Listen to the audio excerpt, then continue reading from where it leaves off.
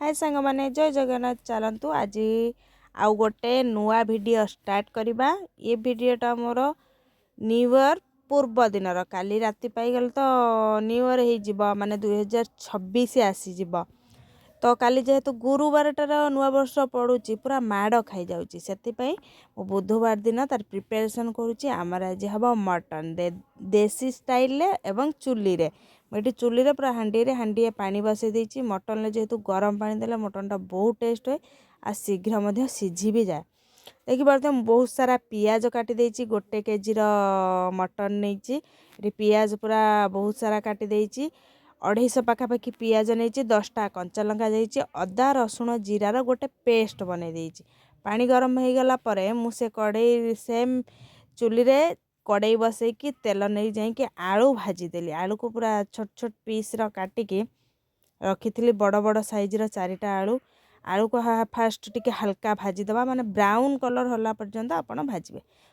पूरा रेड करेंगे कि पूरा माने रेड है नथिबो भी काढ़िबेनी। आपण मैंने आज सब कौन न्यू ईयर माने पूर्व दिन कौन किए कौन खाई मत कमेंट रे निहाती जनइबे। आज तो समस्त घरे प्राय चिकेन मटन माछ हेइथिबो। तो ये मु मसला सब कौन नहीं देखु धनिया पाउडर लंका कलर लंका गुंड गरम मसला चिकेन मसला आमर मटन मसला गोटा मसला टमाटो गोटे हलदी फुटण आउ धनिया पत्र बहुत सारा नहीं लुण नहीं मुझे मसला पूरा सजाड़ी रखिदेची। पूरा गाँवली स्टाइल जमी बना हुए आमर मटनटा मुझे भाजी देखो ता भर मोर आलू एठी पूरा हो जाइथिला। आलू को मुझे काढ़ी देइथिली से सेम कड़ई रे से तेल रे मु कौन करथिली ना टिके गोटा मसला जीरा अल्प आउ गोटा लंका आउ फुटण टिके फुटे देइथिली। सेथरे मध्ये कंचा लंका पके देइथिली। बाबारे मरी भूली जाइथिली कंचा लंका चिरीबाकू चिरी नथिली। ओहो कि टक टक हेई फुटिला। तापर कौन कला पियाज पकईदेली। पियाज पकई सारी ताकू बहुत समय जाए टिके गोलेइबा। एटी मोर देखिपे 1 केजी पूरा 1 केजी ठू अधिका हम पूरा मटन धोईकी पूरा क्लीन करके नहीं आसी।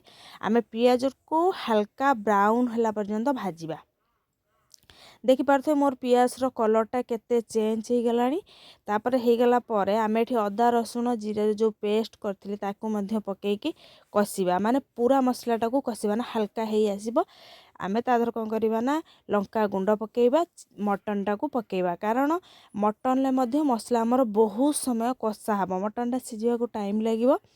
तो धीमा आंचरे माने पूरा स्लो स्लो जाल देकी मुझे मटनटा को कषौली। देखिपे मटन कलरटा कौ भाई आसी जाइए। लुण स्वाद मुताबक लुण माने जहाँ मसला देखी मोर गरम मसला है मीट मसला है चिकेन मसला है गरम जो धनिया पाउडर है सबको टिके पकईकी हल्का हल्का ताकू कषिली बहुत समय जाए पूरा भल भाव कषिबा।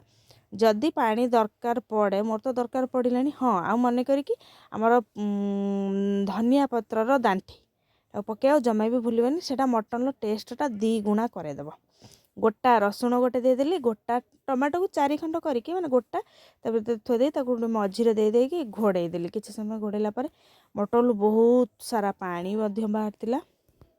मते सेते मटन भल रांधि आसेनी तो मते जो भाया जना था मुझे भाया रांधिली। यदि मोठार को मानक भी भल जना थी मत निहाती कमेंट रे जनइबे। तापर मोर टेस्टी जाइथिला वाव वाला गोटे मटन करी देखा तो जाउथिला सुंदर आ टेस्ट कौन कहबी वाव थिला वाव। मोर मटन रो ग्रेवीटा कौ भाया पूरा ग्रेवीटा बहुत बहलिया होइतिला। जदि आपण मानकु दरकार